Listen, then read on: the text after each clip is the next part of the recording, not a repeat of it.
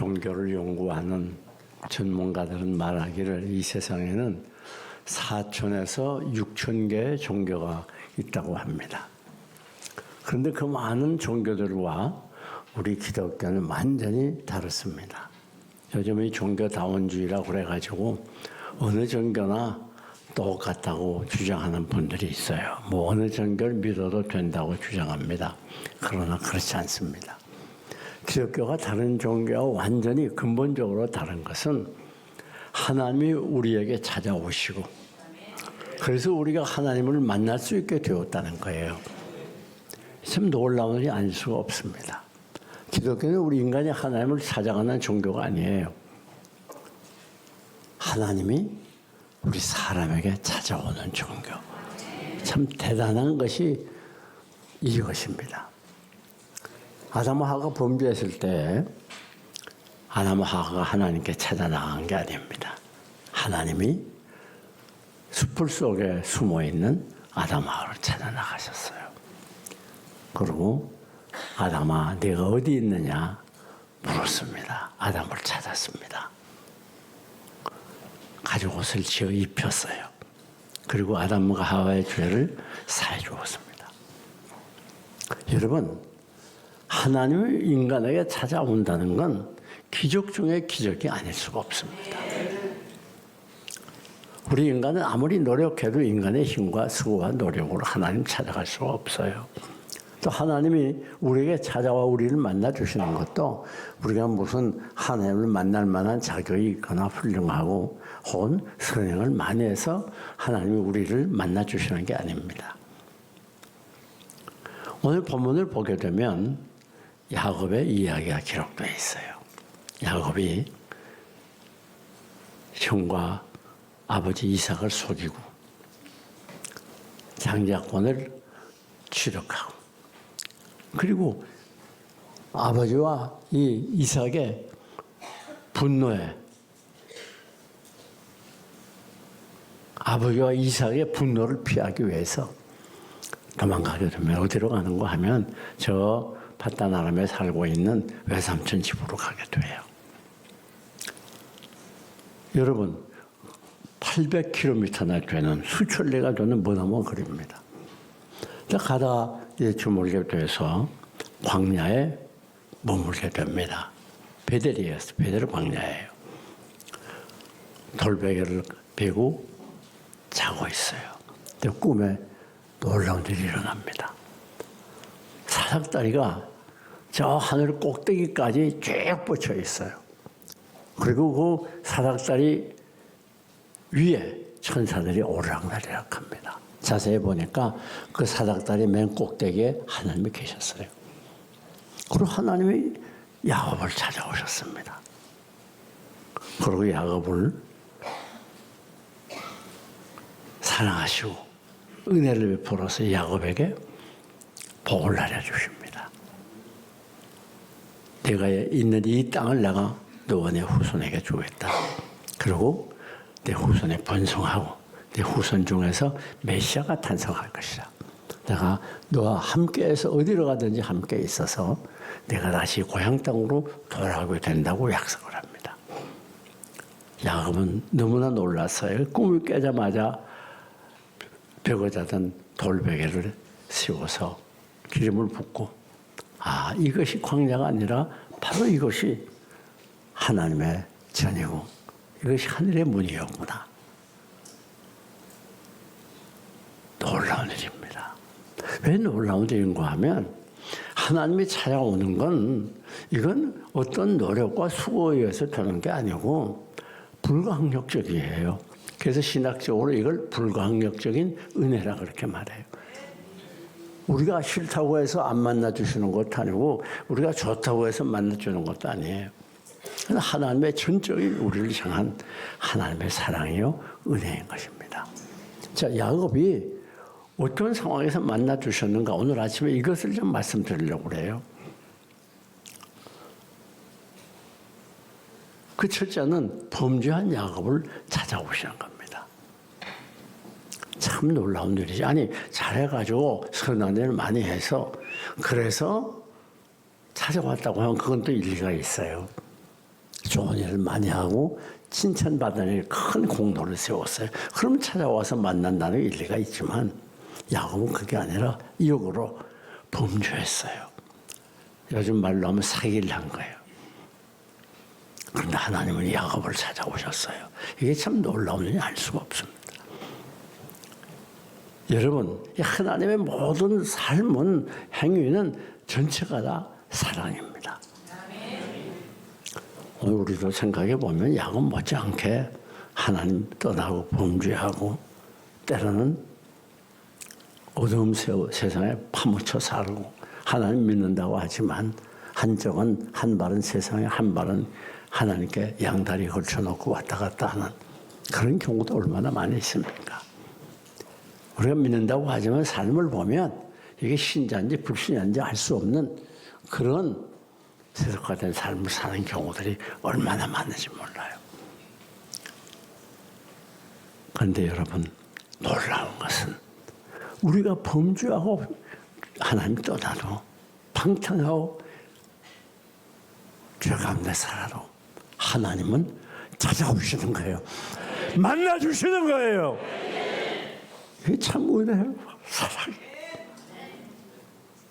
하나님을 만날 아무 자격이 없는데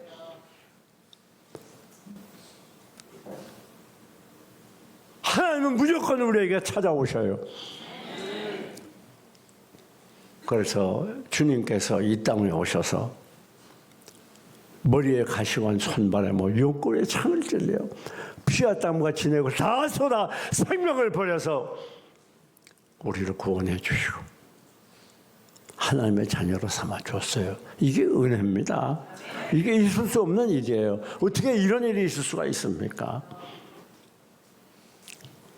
오늘 우리들이 때로는 하나님 떠나고 방황할 때 많아요. 지금 여러분도 나 같은 게 교인 할 수 있나? 내가 한 일을 보면 하나님께 너무 부끄러워, 죄송스러워. 그런 분들이 꽤 계실 거예요. 그런 낙심하지 마세요.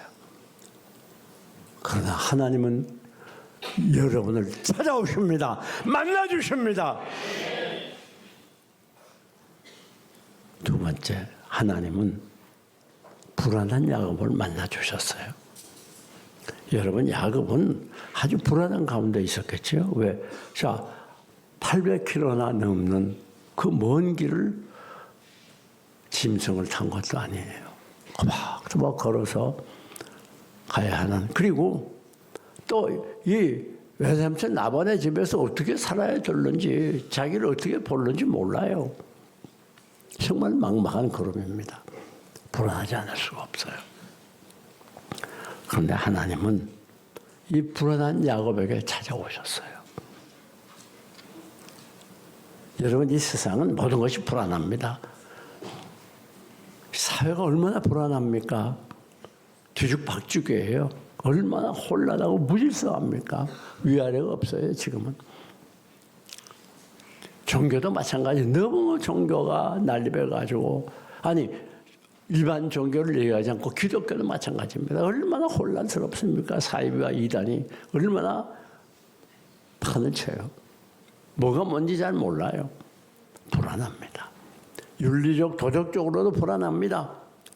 어떻게 사는 것이 인간답게 사는 건지 몰라요. 지금은 제멋대로예요. 사사기에 있는 것처럼 속에는 좋은 대로 행하는 거예요. 삶의 기준이 없어요. 그러니까 지금 무슨 효도한다 이런 개념이 어색해요. 하도 없으니까. 부부간에 어떻게 살아야 행복한지 몰라요. 알아도 그렇게 하지 않아요. 제멋대로예요. 그러니까 가정들이 불행해지고 파탄이 많이 나오고 도덕적으로 불안한 시대가 됐어요. 윤리가 없어졌어요. 죽었어요. 여러분, 정치적으로도 불안해요. 지금 우리 민족이 전혀 없이 두 쪽으로 완전히 갈라져가지고 원수가 돼가지고 있어요. 허용이 없어요. 나와 사상이 다르면 내 원수예요. 보통 심각한 일이 아닙니다. 사분오열돼 있어요. 정말 민족과 국가를 사랑하는 애국지사들을 찾아보기 어려워요. 전부 당리 당력과 개인의 이권에 의해서 움직이고 있어요. 뿐만 아니라 북한에는 김정은, 또 남쪽에는 일본, 중국, 러시아 강대국들이 핵을 가진 나라들이 둘러싸여 있어요. 불안해요. 또 미래도 불안해요. 앞으로 이게 어떻게 살아야 될는지. 여기 계시는 분들은 아마 다 백수는 할 겁니다.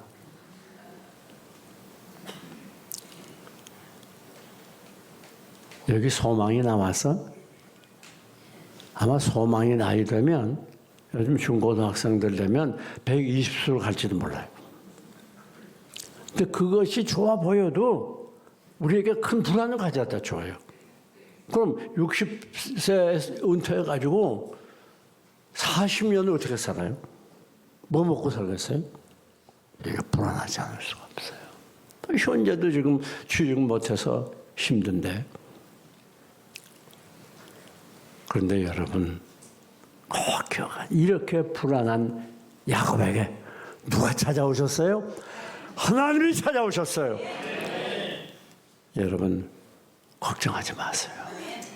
하나님이 여러분에게 찾아오시고 여러분을 인도해 주시고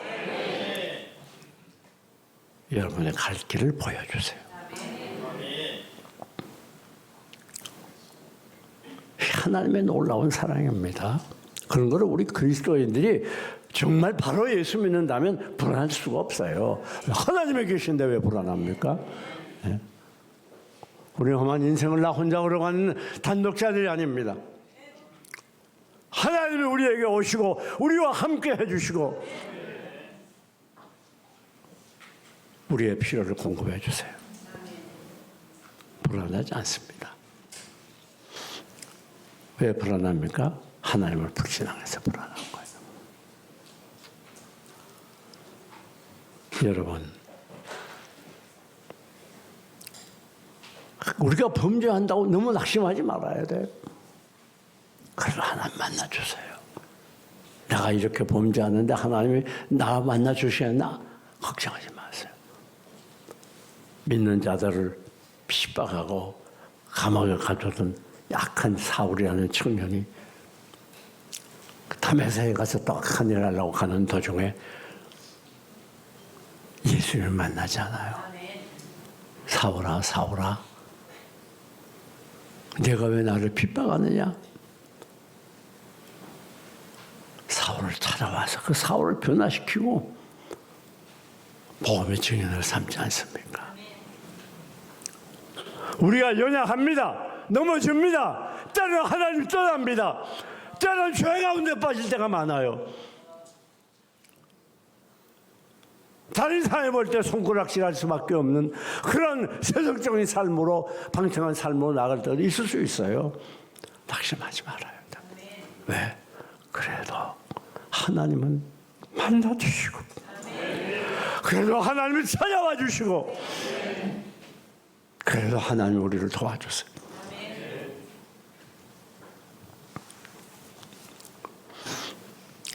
여러분,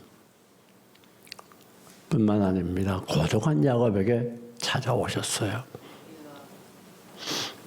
여러분, 이제 행복한 가정에서 가족과 더불어 살다가 집을 떠나서 홀로 도망병의 신세가 됐어요. 도망자의 신세가 됐어요. 미래를 가늠할 수 없습니다. 얼마나 외롭겠습니까? 우리 하나님이 야곱의 사정을 다 알았어요. 찾아오셨어요. 만나주셨어요. 야곱에게 용기를 주었어요. 저 먼 바다마라까지 걸어갈 수 있는 힘과 에너지를 주셨어요. 여러분, 우리가 이 세상 살다 보면 참 외로울 때가 많지 않습니까? 물론 홀로 사는 분들은 두말할 것 없이 외롭죠. 그러나 현대는 군중 속의 고독이라는 말처럼 사람들 많아도 그 틈새 군에서 북적거리는 가운데에서도 외로워요. 부모님이 계셔도 외롭고 형제가 있어도 외롭습니다. 내 배우자가 옆에 있어도 외로워요. 여러분, 마치 저는 이 세상에 나 혼자 버려진 것 같은 버려진 존재처럼 아무 쓸모없는 존재처럼 느껴질 때가 없잖아 있어요. 그러나 그럴 때마다 우리는 꼭 기억해야 돼요. 하나님께서 우리에게 찾아오시고 우리를 만나주시는 거예요. 괴로울 때 주님의 얼굴 보라. 평화의 주님 바라보아라. 세상에서 시달린 윤구들아 위로의 주님 바라보아라. 눈을 들어 주를 보라. 내 모든 염려 주께 맡겨라. 슬플 때에 주님의 얼굴 보라. 사랑의 주님 안식 주리라. 그렇습니다. 우리 이 세상 살아가면서 힘들고 외로울 때, 고통스러울 때, 온 세상 사람들이 다 나를 버리고 멀리 떠난 것처럼 느껴지는 그때, 그러나 주님은 바라보세요. 깜짝 놀라리는 주님이 옆에 계세요. 온 세상 날 버려도 주 예수 안 버려. 끝까지 나를 돌아보시니. 그렇습니다. 온 세상이 나를 향하여 손가락질하고 멀리 떠난다 할지라도 그러나 우리 주님만은 내 옆에 계시고 나를 만나주시고 나를 위로해 주시고 나에게 다시 삶의 에너지를 부어주시는, 그러고 다시 일어나 앞을 향하여 전진할 수 있는 젊은 독수리와 같은 힘을 주시는 거예요. 그 중풍병자를 건강하게 해주지 않았어요. 이것이 하나님의 사랑이에요. 이것이 하나님의 은혜예요.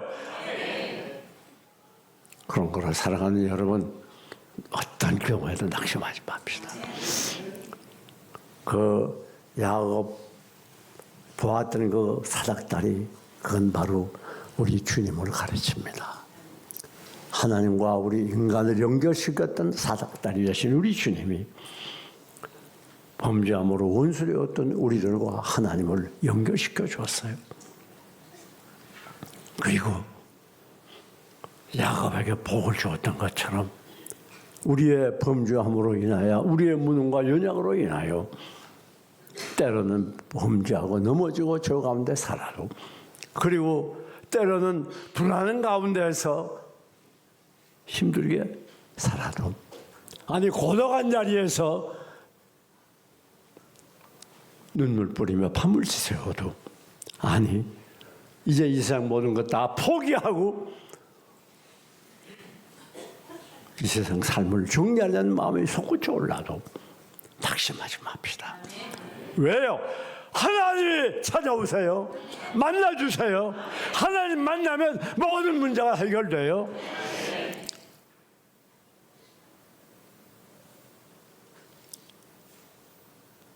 사랑하는 여러분, 우리 모두 이런 하나님의 사랑을 믿는 하나님의 사람들 아닙니까? 현실이 힘이 들고 어려워도 낙심돼도 다시 일어납시다. 다시 용기를 냅시다. 그래 하나님 안에서 즐거움을 누리는 행복한 삶이 되시기를 주님의 이름으로 축원합니다.